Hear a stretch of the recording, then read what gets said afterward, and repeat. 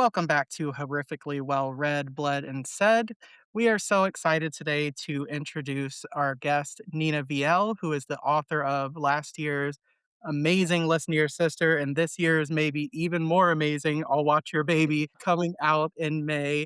We are so excited to talk to you and really get into this book. So, welcome. Thank you so much for having me. I think one of the best parts of having written a book that I didn't think of at all when I was publishing is just that it gives me a reason now to talk about all of my obsessions with a captive audience. So I'm thrilled to be here. Love it. Well, I will tell you that I think the number of times Adam said, "I love Listen to Your Sister" last year, Hmm. and the number of people you've pushed to read it. Yeah. I think, at some point, hopefully you've gotten a few sales for her. And just, like, it has been so I did read it, and I loved it, and there were so many parts that I almost felt like I needed to go back through and, like, highlight because there were many parts of, like you do this great thing with Listen to Your Sister and I'll Watch Your Baby of these truths, like, these Mm. wisdom moments that you're like, Yeah. "Yes," and I'm like, "Fuck, like, how does she know this?" Like, you read it and you're like, That's a gut punch," but, like, in the best way, like, you're and I love that. That's the whole reason and the purpose for reading is really somebody who's so good at articulating emotions and thoughts and just putting them in words. And then you see, oh my God, I was struggling with that, or I didn't think about that. I really loved reading both of your books. Thank you so much. Well, speaking of I'll Watch Your Baby, May 26th. I wanted to get that specific date. Hmm. Get into what is a reader going to get into when they get this book? What can they expect? How do you position this book? And honestly, this is one of those books that I just want to sit back and hear because I Because if I position it, I feel like I'm going to give spoilers. yeah. That's so true. Okay, I think I Want Your Baby is the ideal read for the kind of reader that likes their horror that's coming served up with some like social politics, even a bit of satire. I think anyone who also read Listen to Your Sister won't be surprised at all that the horror itself goes in some speculative, weird scenarios, but I think it's Hold on one fun. I second. hope. Unfortunately, I think we lost you the second you started talking, and I'm sure it was amazing, and I'm Oh not no. happy. Okay, can you hear me now? Mic check one, two, Yes, one, you're two. on now. Let's do Okay. this. Okay. I think the ideal reader for I'll Watch Your Baby is someone who likes their horror served with like a side of social commentary and even a bit of satire. I rarely push the concepts and stereotypes at play to the absolute limit, I think, in terms of stretching out that concept and what that really means in like a horror scenario. I think Yeah. the kind of readers that were also like my voice, you also have to have a tolerance for witty one-liners, you gotta be able to wanna hang out with me and joke with me because you're gonna see a lot of that material, in my books as well.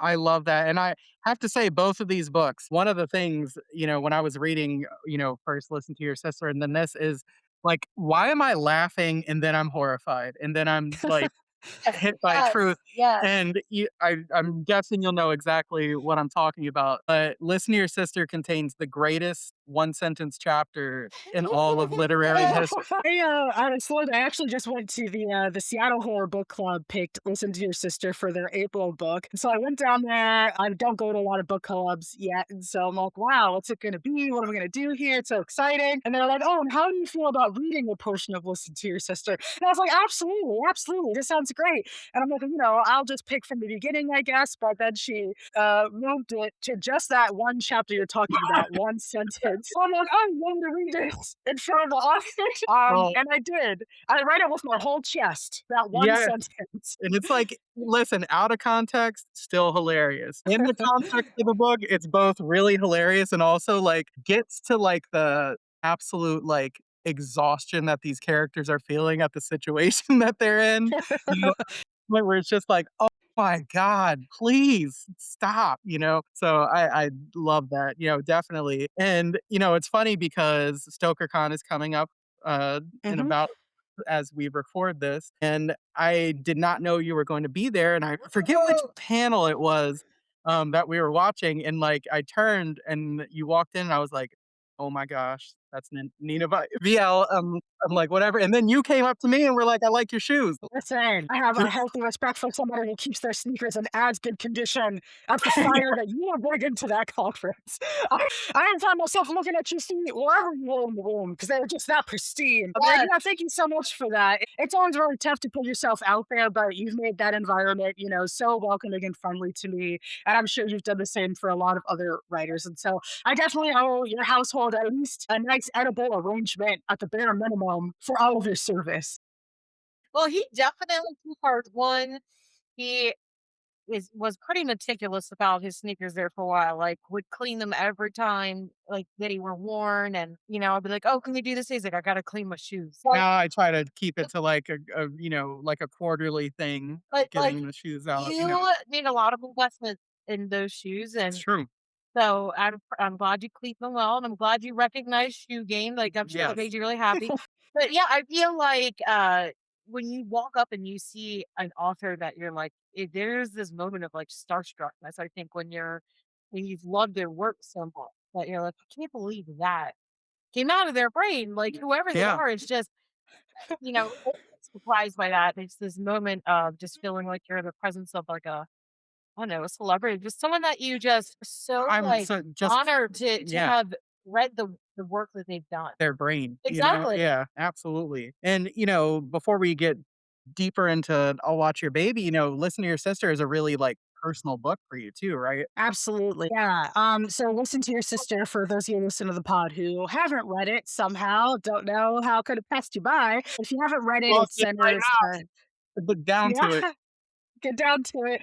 It's all about the main character. It's about three siblings who are really struggling to make their way after the eldest sister, Calla, becomes the guardian to her teenage brother. And so it really is focused on this kind of non-traditional family unit trying to find a way to support each other through like this absolute nightmare of that is their life. And yeah, definitely there are some elements there that are very personal to me, only in that the initial premise was something taken from my own life, where when I was in my early 20s, I suddenly became the guardian to my teenage brother. And so I was like, wow, I like to say I didn't set out to write a horror novel. I just set out to write like a creative take on my experiences in this kind of makeshift parenting. And that just turned out to be a horror novel. So I don't know if Yeah. this says something about me or my brother.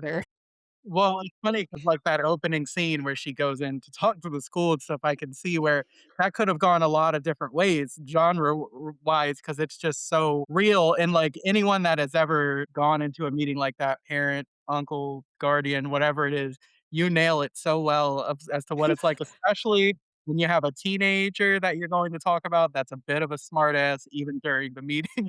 Oh my gosh. Yes. Sometimes I'm like, I really thought he was like biologically made in a lab to like ruin my self confidence. So like they have such yeah, no, it's testing boundaries. I know it's age appropriate behavior. A funny thing about that opening scene, so what happened in real life actually was that my brother threw a chair in a meeting we were having at the back of the school. He threw a chair and he stormed out, right? And it took me a while. I'm like trying to figure out what do you say in the aftermath of something like that, right? I'm the guardian. I'm supposed to be like the more articulate one in this moment, but really, I was just so jealous.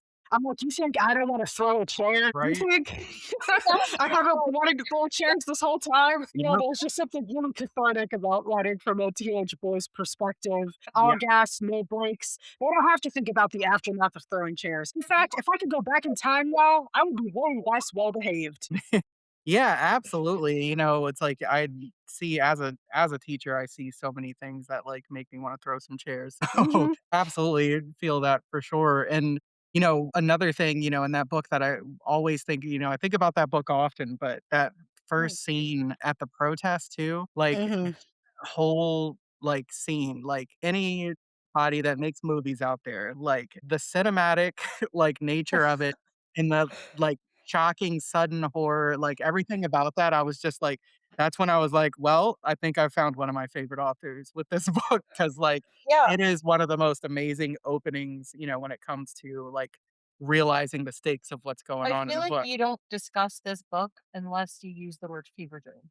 I feel like it's for a listening. Yeah. command. That's how you always say it. So, like, and I'm so excited to get your input on it too, that it's very, like, to me, like both of these books actually, if not like fever dream, but very much like I think like I was thinking about this as I knew we were going to talk that it's almost like that feeling of whether it's like the last day of school or the last day of camp or something that you know really like finite amount of time where you're trying to get so much accomplished, but at the same time, oddly enough, it feels like that 24 hours is also like goes on forever. And I feel like Mhm. that's like kind of how both of those books feel to me, where it's like this sort of like fevered, like so much is happening, their stakes are so high, but at the same time, it's sort of like outside of time also, which I don't know how you do that, but it's amazing. Well, thank you so much for saying that, and I'm like, I guess I'm gonna have to do some writing too because that was just very beautifully put. I'm gonna take notes on you, Adam.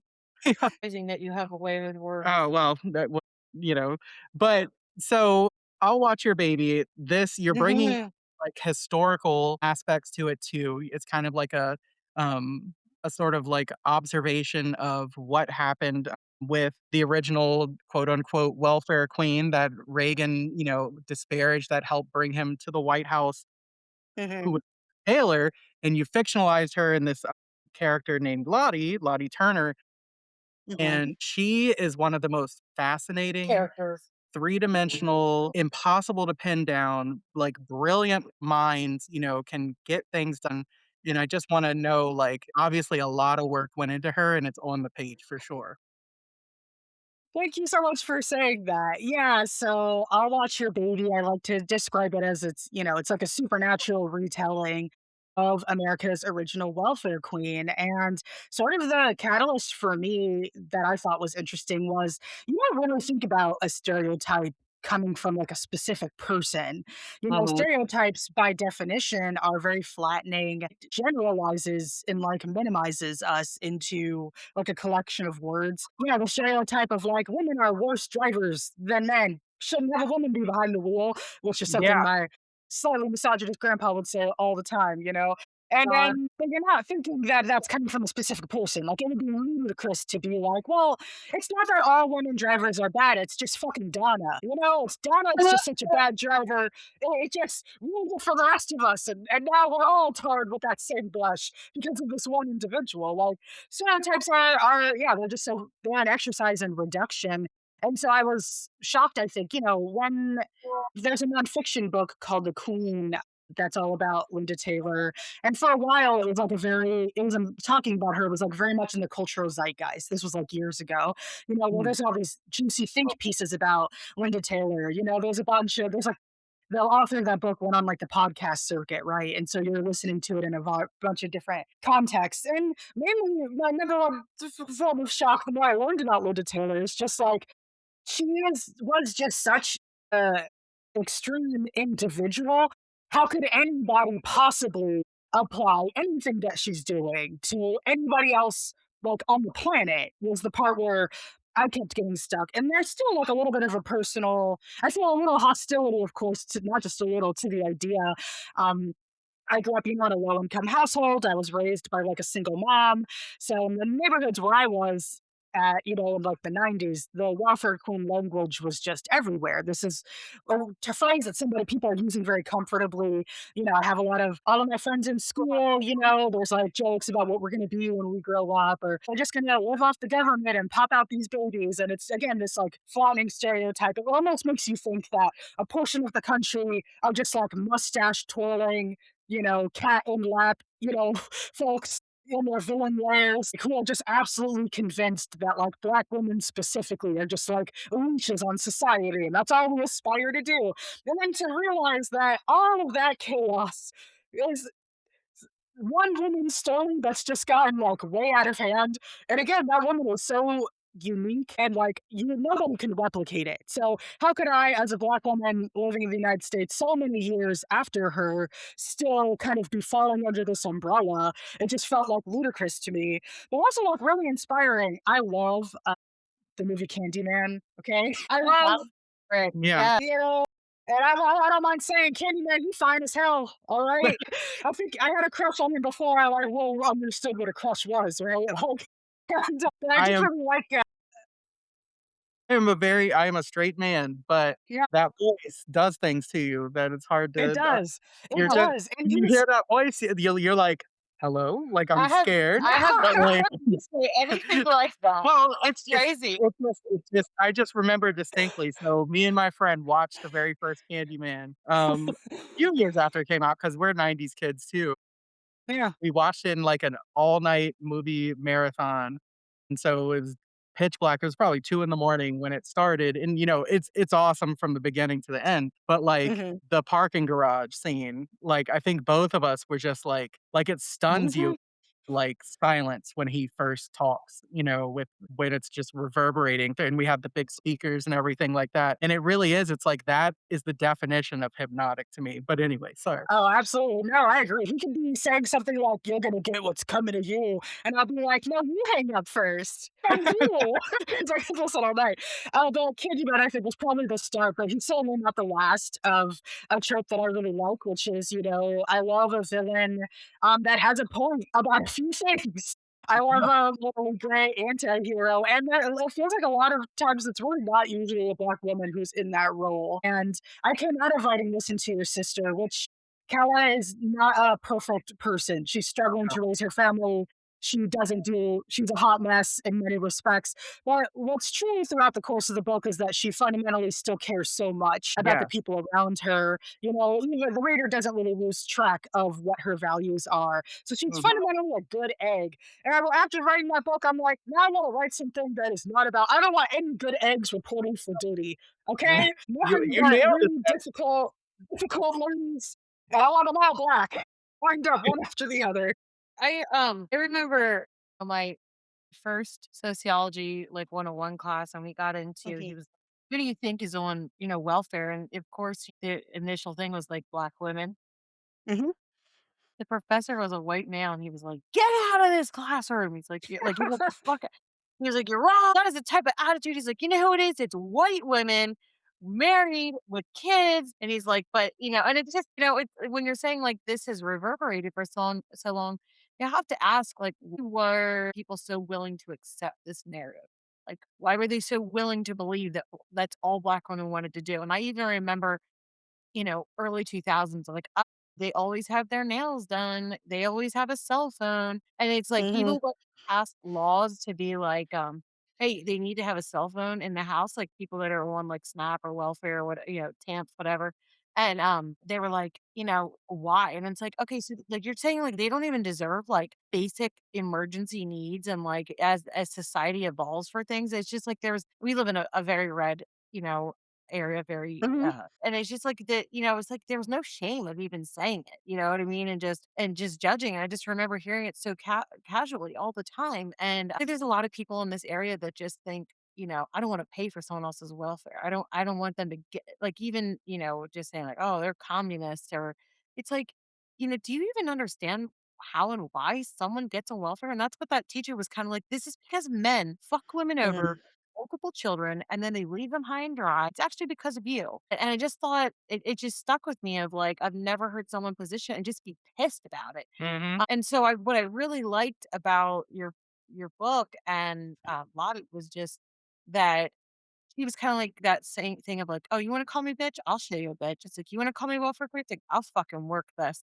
I will be inventive, and I will work this as I need to do." You know what I mean? It's like because mhm, fucking pigeonhole me from the get-go and decide what I am and who I am, so I might as well just essentially exacerbate this or to be an opportunist and use it to my advantage, because I gotta live because you guys don't treat me as anything but subhuman. Mhm. Sorry, that was yeah, a lot. absolutely. No, that was amazing, Rebecca. I'm like, maybe you should just write my copy moving forward just on my behalf. Seems like yeah, Issues, like, so wrong on so many levels, and I think that's where your book was so powerful of Mhm. just e exploring that. Oh, let me give thank you a you.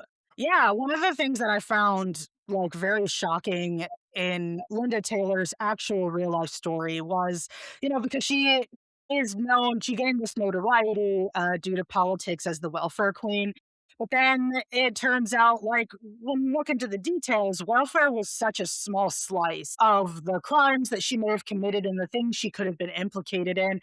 I'm really not like a person who's always like, there's a conspiracy afoot, I'm not you can only imagine, like, it has to be some kind of conspiracy because otherwise it doesn't really make any sense. You have, politicians on the news saying she stole, 100,000 up to $1 million in like welfare funds. But what the state could actually prove, like in court, was maybe seven or $8,000. I'm not saying that's like an ideal amount to steal, but it's so far removed from like what is causing the moral panic. You're Yeah, really trying to especially accomplish a lot. Even how long what was the time period of that 7 to $8,000 too? Like, are we talking yeah, yeah. like And then when you pull back the hood even more, it's like there were a lot of murmurs at that time that she was implicated. That there's reason to believe that she was involved in child trafficking, that Mhm. possibly even murder. She has a lot of missing husbands in her past. Is all I'm going to say about that. Okay, Yeah, that's it. and then it becomes clear at a certain point from the nonfiction book that there were certain members in law enforcement that were like very frustrated about this. They're like, it's not just the welfare, there's all this other stuff. But then it kind of felt like, the vibe that you're getting in return is that there's not much of an interest in exploring the not welfare parts because you Mm, can't be representative of every woman if you had that rise to like the general consciousness, yeah. So instead, they just focus on her drip, her promiscuity. And I'm like, Right. do you think people, not that I have a problem with drip or promiscuity, let's be very clear about Like, that. yes, I want both of those things, like, Yes. please. Both of those things. But no, we would assume that in the 1970s and today, if we are, applying a value system of what crime do you consider worse, like the abduction and potential abuse of a child versus like welfare fraud, almost anybody would say, like, yeah, abusing children is way, way worse. But in the 70s and now, when it comes to these manufactured moral panics, that's just not the way that this is playing out in a real life. It's a great way to say that, a manufactured moral panic, and I think a lot of this, and it's been coming up a lot for me, and I think it's Adam and I have been picking authors and books on this Hmm. podcast that are really, again, addressing these issues through horror, but it's the euphemistic language of how weaponizing it is and how isolating and condemning. And yeah, that's all they have to do is really say certain words, position it in certain ways, I go back to that whole thing of like that, what is it, that Denzel line where he goes, from that movie Down Q Public, he's like, the individual is smart, but the public is stupid. And it's like, but now with like social media, I mean, things just circulate. And I just think like, okay, so doesn't everyone, I mean, okay, maybe not everyone, but like generally, don't most women want to be sexy? Don't they feel sexy? Don't they have a sex drive in general? Like they do, right? So like, why is she being condemned and victimized for, villainized for this? And I think that at the end of the day, it's just, when you're a white male and you don't pay taxes, you're smart, you're thoughtful, Mhm. Mhm. Yeah. you're entrepreneur. But if you're a black woman or black male, it's you're working the system, you're taking advantage of people. And, it's like it's like you would want to say it can't be both ways, but it is both ways. But at There this is enough ignorance, and I think that's what it really is, enough ignorance and enough essentially just like campaigning or propaganda towards certain social groups. I mean, I always was surprised thinking, wow, that's so crazy that India has a caste system. It's like America has a caste system. Mhm. Mhm. And that's what it is. It's like you always have to make, these elites always have to make people, and I don't care which side, but it's like they always have to have somebody, um, to say, oh, this person's stealing from me. It's not me that's doing it. You should be mad. You always have to have a target, to pin against. And I think that, Adam, you've talked before about like Reconstruction, where it was like things were originally starting to come together better because they were like whites and blacks that were impoverished had a lot more in common. And they were, and realizing they it. were, and then they were like, oh, fuck, we can't have that because there's Mhm. power. It's Mhm. about the overall power and structure of class and race. I mean, it's really hard to separate those two. And they just go hand in hand. Yeah, absolutely. And with Linda Taylor, I think the important thing to wrap your head around is like she was a victim in some respects, certainly, Yeah. but she's also somebody who created victims. And if there was ever like a reckoning for her, that never came because of the public fixation on this very small. slice of her criminal history, which is like the welfare fraud part. And so, kind of my starting point for setting down to write I'll Watch Your Baby was I really wanted to explore this duality where like sometimes I'm like, and this is something I think I wrote where it's like, I'm like, am I living in like an absolute clown world? There are clowns and everything's awkward, cons everywhere because I wanted to create a character, of course, inspired by Linda Taylor, and there is welfare fraud. That's certainly happening, but nobody who was reading the book would think that welfare fraud was like the worst thing on her plate. You know, No. that she certainly do. If you end the book and we're still like only talking about welfare fraud, oh, then I would literally I didn't do kind of the best job here because I really also wanted to dedicate that time to who was a real victims of somebody like Linda Taylor that Yeah. you never those conversations that never also bubbled up like to that cultural zeitgeist because we're just like so pearl clutching over like the welfare bit. And it's not that welfare fraud doesn't happen. That's certainly not my position. But it's also very cool that like the welfare fraud that stings, these are like organized Yep. groups of largely employees. It's not that there's not a welfare queen out there, but his name is Brett and he lives in Mississippi and he worked in a group. Okay. It's certainly not like one individual under resourced person. Absolutely. No, that is so true. And, the one thing really interesting in this whole cast of all these people that are these things that you're saying, there's one person that isn't that. And that is interestingly the one person that Lottie, I think, truly loves and is selfless about. And that's her, friend Philly. And, like, she's kind of the one person that's trying to do things right, and no one goes through it worse than she does, right? And it's kind of that feeling of, like, when you try to do things the right way, you sometimes get screwed over even worse, right? Yeah, I would say the relationship with between Phil and Lottie is more my influence than anything I would have gotten inspired by Linda Taylor. I like to write horror that comes with some love. I think it's the interpersonal dynamics that really root a character. And my first version of I'll Watch Your Baby didn't have some of those elements. And it was difficult to just write a character who's doing the absolute wrong thing in any situation that felt like very predictable on some level. What started to become fun is the more can somebody like Linda Taylor love somebody else was like a question that I had. And then it's like, if she circumstances would have to happen for somebody like that to consider changing, Mhm. so and it would have to be this like almost cataclysmic like shift in their like worldview to dislodge somebody like that. The real Linda Taylor, I don't think she ever did. Mm. From the last that I recall from my research, I think she went to jail and she died almost hustling. She just switched to like old people scams instead. She really just continued being, doing scamming her whole life in various capacities.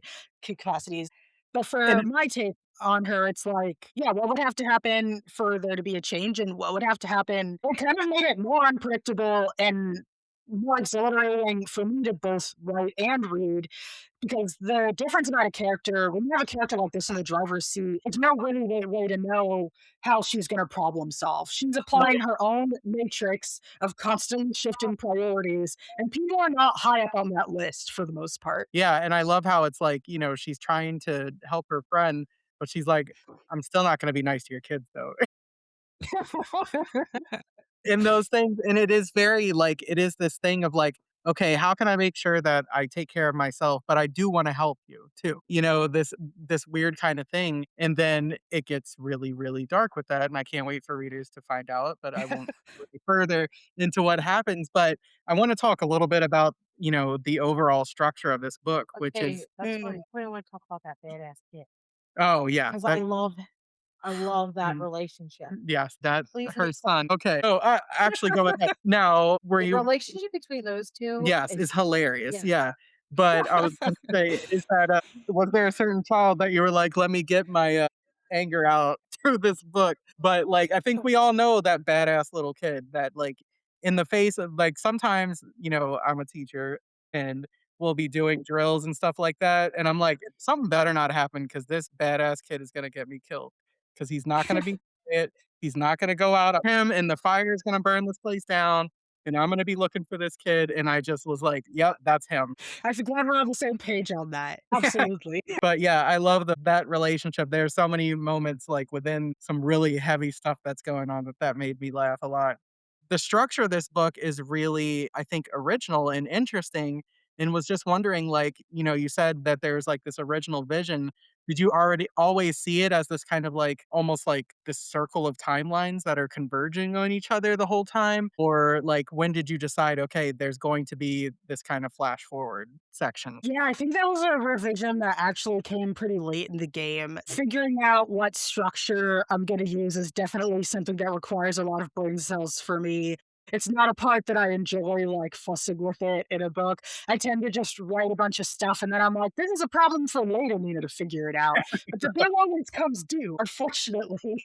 I think initially for this book, I thought I would just do, like, a true dual timeline with every chapter like alternating between the other characters and what they're doing and Lottie and what she's doing at Philly's house.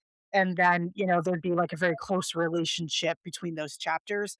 But I did find it, one of my pet peeves when I read dual timelines is like there's always one timeline that's like very sexy and interesting, and then the Yeah. other timeline you're like, nah, nah. You just reading just to get back to the other Yeah. plot line. You're like, "I It's get hard. that this will probably be important, but can we, get a footnote for" Absolutely, absolutely. So, yeah, I mean, that's what I thought, and I did write a lot of a draft in that way, but I found it really unnecessarily limiting because, if I'm putting the chapters together like that, to me, it means there has to be those chapters have to be in conversation with each other, right? Why is it coming in this order, this on the heels of this reveal, and so to speak? And I also found it kind of felt like I was doing a disservice by not allowing some of the other characters to breathe Mm. because Lottie is just such a dominating character.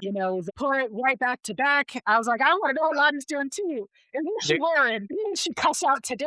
And so, yeah, then it just, I tried a few different things. And even by the end, I'm like, is this like a made up structural piece? So your compliment that it worked for you really meant a lot. But yeah, I decided I want to give people enough time in each timeline to really grow into that story and to grow into those characters before everything pops off. And Right. you're like, "Oh my god." I think, like, in that 1994, the section and the Mhm, character that you have there, I hope this isn't I don't think it's spoilery to say that, like, 1, like, I love anything that's found family, but, like, mhm. what if your found family is super fucked up?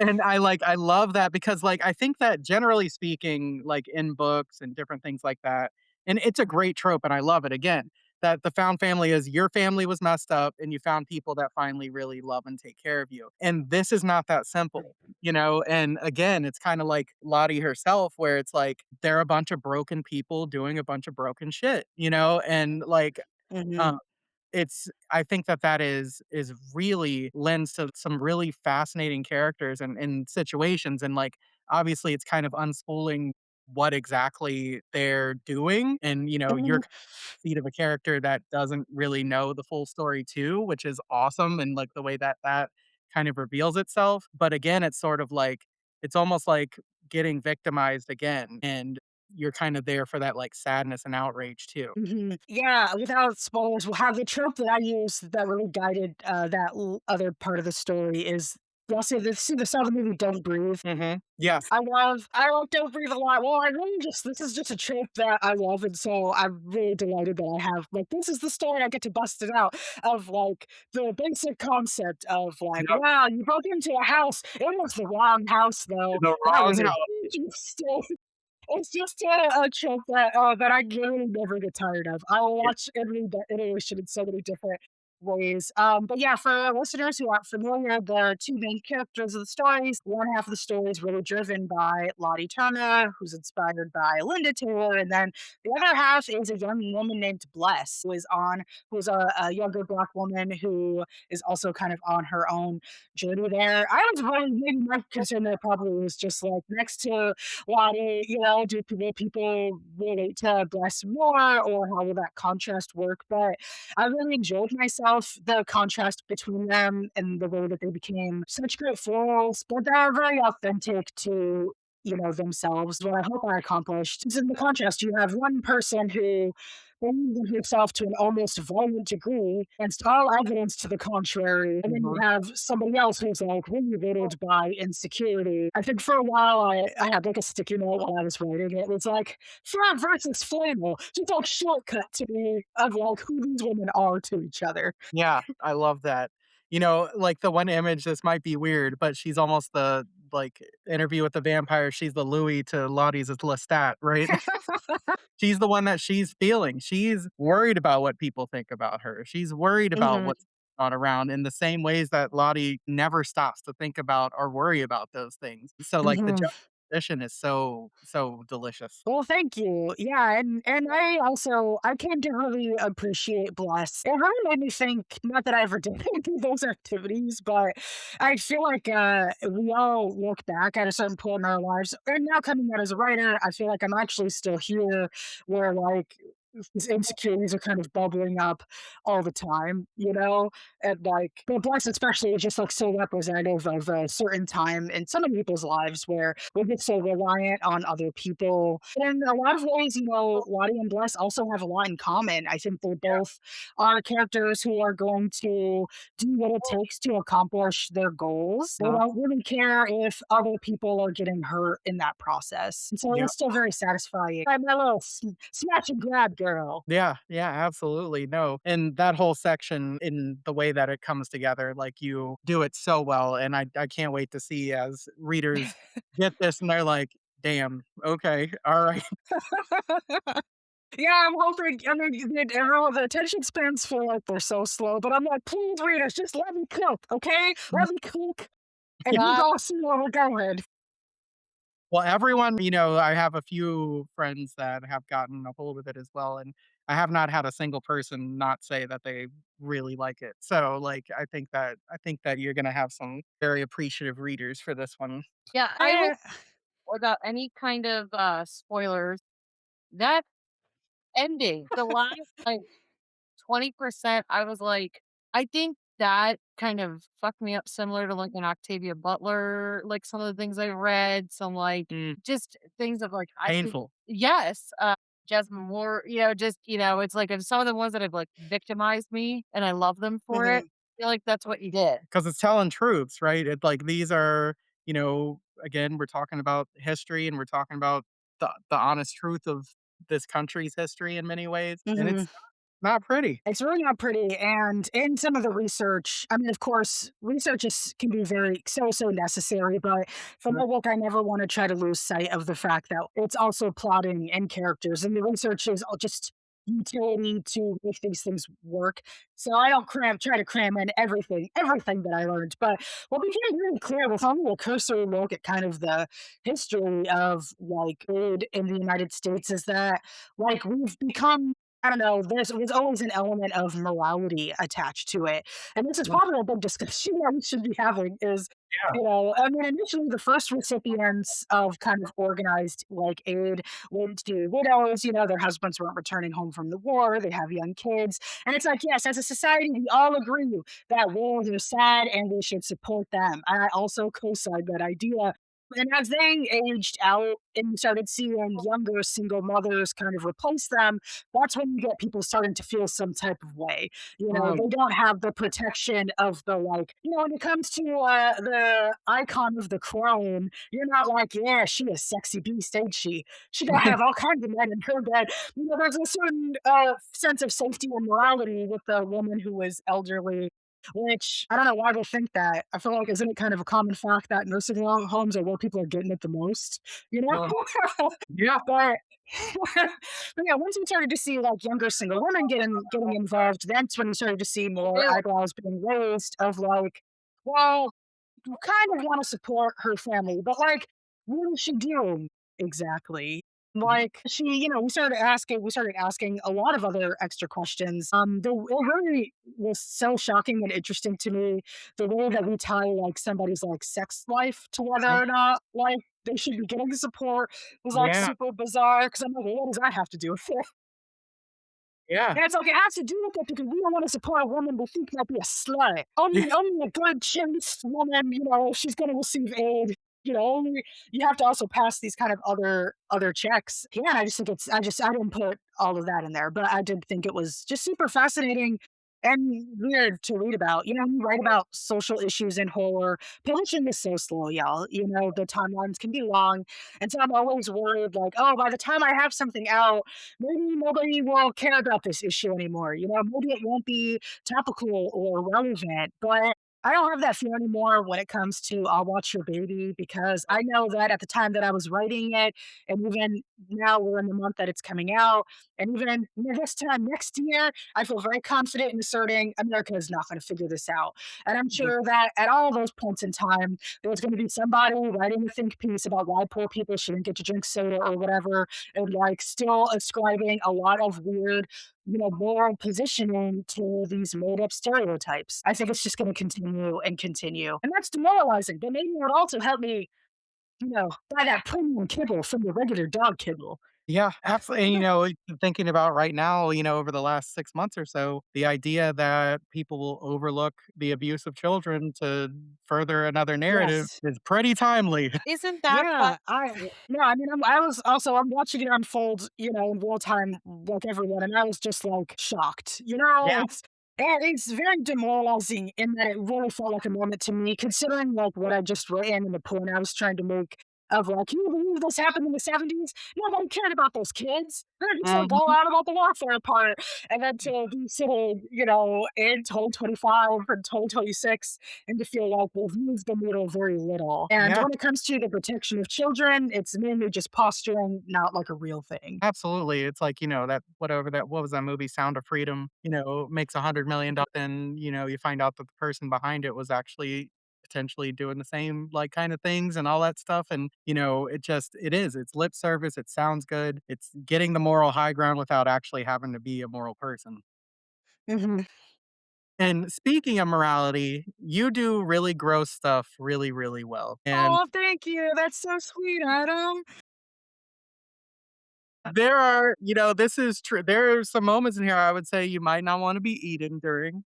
And, I just have to say, like, and you do there's some of that in Listen to Your Sister too, but there's a couple of moments, one involving a bedroom, that you probably know that I'm talking about, that Yeah.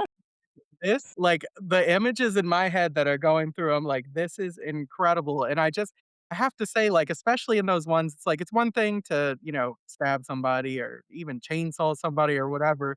I'm like, when you're doing something that's really, like, out there and not, like, the normal kind of gore, like, I'm just thinking, what is your process when I'm sure you were like, "Okay, I know this is gonna happen to this person, but the way that it happens and the aftermath of it, like, how does that come together as a writer? Because it is so good." Gross myself out. Like, I feel like a little ill.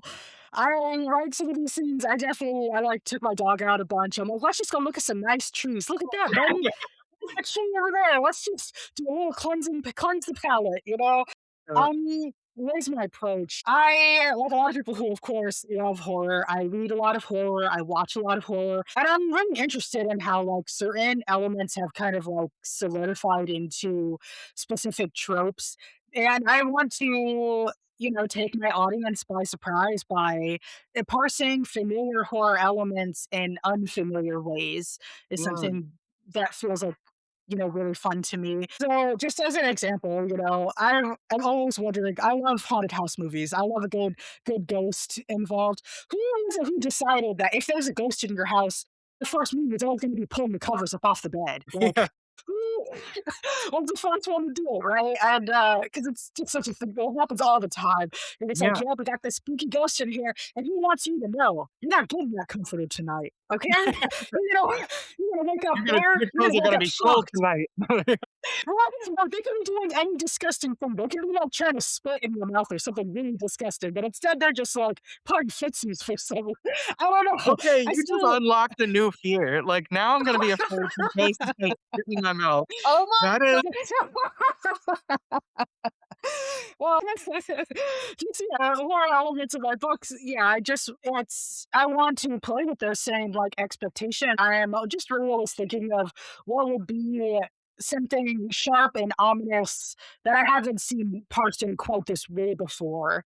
And so I'm glad to know that it grossed you out. I did get also grossed out. But it felt fun, you know, at the end of the day, especially there's so many like visual elements that I could kind of wrap my mind around and like Mhm. build and build. But I will say I am not cool with insects after writing this book. Okay. Oh, I had like a fruit fly infestation last summer, and I was just like, I just can't. While I was writing, literally like little flies crawling on my screen. would Okay. never I would be itching for the rest of my life.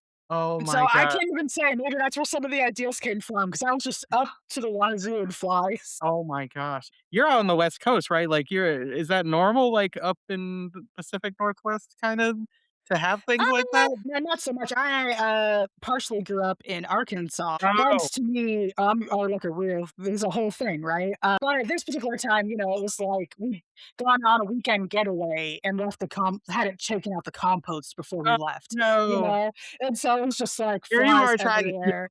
for the environment, and look what Yeah, happened. yeah, yeah. That's why you know I'm not supportive of the environment moving forward. Just kidding. That's actually my next book, yo. That's so great. And so one other thing that I have to say, both of your book covers are incredible, but this book cover especially, like when I looked at it the first time, and obviously I was, I think I had seen you talking that you were writing a book about this. And but when that cover was revealed, I was like, please, like I am so ready for this. And we always love because book covers do sell books, how much like influence do It you was like have? they asked that Yeah, question. in So, like, these question. because looking at it and a lot of people say, okay, they can basically be like, "I don't like it, do something else," or like some Mhm. people like really say, "I want these elements in it." Like, how much did you have input? Yeah, I think the team that I'm working with, they are very collaborative, and so they Mm, consult with me, you know, certainly at every step of the process. I don't feel very confident, right? I'm like, I don't know what makes a cover sell. I don't know a lot about marketing. I That's not what I'm getting their $10 to do here, you know. So it's kind of like a back and forth where they're like, "Well, what do you see for the cover?" And I'm like, "Well, what do you see for the cover?" You're the realist. Don't make me have to work on it. But I think my main contribution to the color to this cover is I really just wanted to do something with like the coat of no, like the mental image of the warfare queen is not complete without the luxurious fur coat. It's this woman in this Cadillac. It's like such a very particular image. And if you Google Linda Taylor, the images that come up, you know, again, she's just the drip's undeniable, y'all. It just is. And, you know, she's often like very well dressed and like wearing. And so I really wanted an element to kind of hint at that, kind of like, you know, the silhouette of the Candyman is so, like, ubiquitous to Candyman. I'm like, right. I feel like for we could do a coat that would be do very similar things stylistically. But, yeah, as far as, everything else, that's just down to the incredibly talented designers and folks at St. Martin's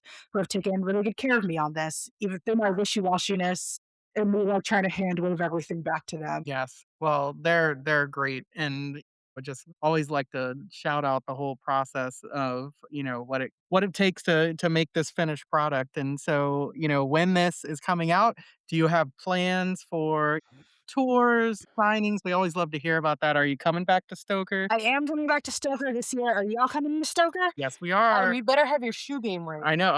I'm already thinking Otherwise, about I it. won't recognize you, you know? I'll only recognize the legs and shoes. Okay, great. You got this. So, I'm looking forward to getting to know you in person, Rebecca. Yeah, I'm going to Stoker, so, of course, around the release, I'll be doing several events, starting, of course, in my home city of Seattle, and then Yeah. kind of making my way to some other locations.